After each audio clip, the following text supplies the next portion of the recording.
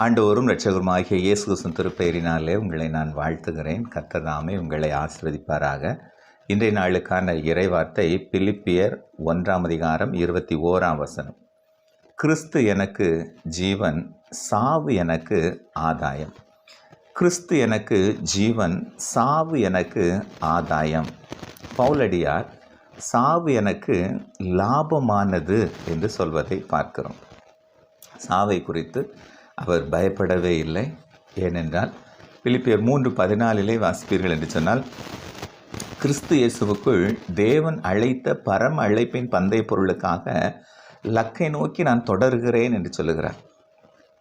அது மாத்திரமல்ல, நல்ல போராட்டத்தை போராடினேன், ஓட்டத்தை முடித்தேன், விசுவாசத்தை காத்து கொண்டேன், நீதியின் கிரீடம் எனக்காக வைக்கப்பட்டிருக்கிறது, நியாயாதிபதியாகிய கர்த்தராகிய இயேசு கிறிஸ்து வரும் நாளிலே எனக்கு அதை தந்தருளுவார் என்று சொல்லி அவர் மகிழ்ச்சியோடு அதை சொல்வதை பார்க்கிறோம். ஒருவேளை இன்னைக்கு மரணத்தை பற்றி ஏன் நான் பேசுகிறேன் அப்படின்னு நினைக்கலாம்.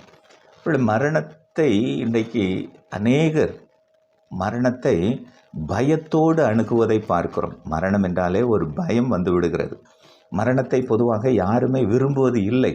ஆனால் மரணத்தின் வழியாக நாம் பெறுகிற ஆசீர்வாதங்கள் என்ன என்பதை நாம் புரிந்து கொண்டோம் என்று சொன்னால் மரணத்தை குறித்த பயம் ஒருவருக்கும் ஏற்படாது. எனவே மரணம் என்பது என்ன என்பதை நாம் புரிந்து கொள்ள வேண்டும். மரணத்தின் மூலமாக நம்ம கிடைக்கிற நன்மைகள் என்ன என்பதை நாம் தெரிந்து கொள்ள வேண்டும். முதலாவது, மரணம் என்பது நாம் தேவனை சந்திக்கிற நேரம். மரணத்தின் வழியாக நாம் தேவனை சந்திக்கிறோம். இந்த பூமியில் நம்ம கண்ணை மூடுறோம், பரலோகத்தில் கண்ணை திறக்கிறோம், தேவனுடைய சமூகத்திலே நாம் கண் விழிக்கிறோம். எனவே மரணம் என்பது தேவனை சந்திக்கும் நேரம். பிரசங்கி 12:7 தான் சொல்கிறது. ஆவி தன்னை தந்த தேவனிடத்தில் செல்கிறது. நம்ம உடம்புலேருந்து பிரிந்து போகிற ஆவி தேவனிடத்திலே செல்கிறது. இன்றைக்கி பொதுவாக உலக பிரகாரமாக சில பேர் சொல்லுவாங்க, ஆவி அப்படியே சுற்றிட்டு திரியுதுன்னு சொல்லி. ஒரு இடமும் சுற்றாது, அதெல்லாம் போய் வேதம் தெளிவாய் சொல்லுகிறது, தன்னை தந்த தேவனிடத்தில் செல்கிறது. அதோடு முடிஞ்சுது. எனவே மரணம் என்பது நாம் தேவனை சந்திக்கும் நேரம். இது முதலாவது. அதனால தான் அவர் மகிழ்ச்சியோடு சொல்கிறார், எனக்கு அது ஆதாயம் என்று சொல்லுகிறார். ரெண்டாவது, மரணம் என்பது என்ன என்று சொன்னால், மரணம் என்பது நித்திய வாசலுக்குள் பிரவேசிக்கும் நேரம். நித்திய வாசலுக்குள் மரணத்தின் வழியாக நாம் பிரவேசிக்கிறோம்.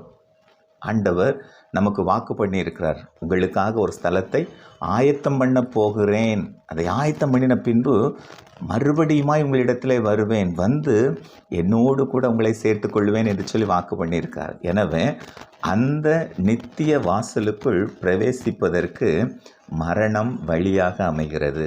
எனவே முதலாவது, மரணம் நாம் தேவனை சந்திக்கும் நேரம். இரண்டாவது, மரணம் நித்திய வாசலுக்குள் பிரவேசிக்கும் நேரம். மூன்றாவது, மரணம் என்பது தேவனிடத்தில் இளைப்பாறும் நேரம். தேவனிடத்தில் இளைப்பாறுகிற நேரம்தான் மரணம். மரணத்தின் வழியாக தேவனுடைய சமூகத்திலே, தேவனுடைய பாதத்திலே நாம் சென்று என்ன செய்கிறோம்?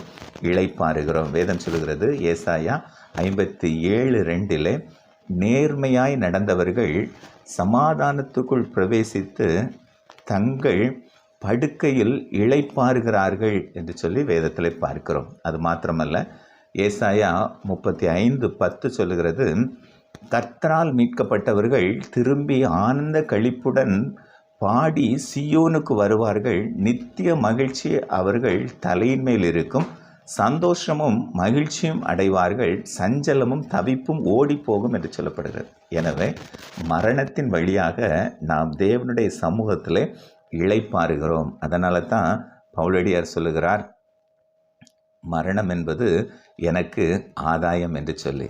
எனவே அருமையானவர்களே, மரணத்தின் மூலமாக நாம் பெறுகிற 3 நன்மைகள் என்ன என்று சொன்னால், முதலாவது, மரணம் என்பது நாம் தேவனை சந்திக்கும் நேரம். இரண்டாவது, மரணம் என்பது நித்திய வாசலுக்குள் பிரவேசிக்கும் நேரம். மூன்றாவது, மரணம் என்பது தேவனிடத்தில் இளைப்பாறுகிற நேரம்.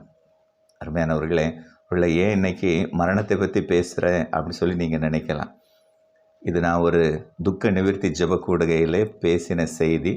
அநேக சபை ஊழியர்கள் துக்க நிவர்த்தி ஜெபக்கூடுகைக்கான செய்தி இருந்தால் சொல்லுங்கள் அப்படின்னு சொன்னதுனால இந்த செய்தியை நான் கொடுத்தேன். இது உங்களுடைய வாழ்க்கைக்கும் அது பிரயோஜனமாக இருக்கும். மரணத்தை குறித்த பயம் உங்களுக்கு இல்லாமல் இருக்கும். ஒருவேளை மரித்தவர்கள் இப்படி அவர்கள் தேவனை தரிசிக்கிறார்கள், தேவனுடைய அந்த நித்திய வாசலுக்குள் பிரவேசித்திருக்கிறார்கள், தேவனுடைய சமூகத்தில் அவர்கள் இளைப்பாறுகிறார்கள். இந்த நம்பிக்கையை நமக்கு கொடுக்கிறது. கர்த்தர் உங்களை ஆசீர்வதிப்பாராக. ஆமென்.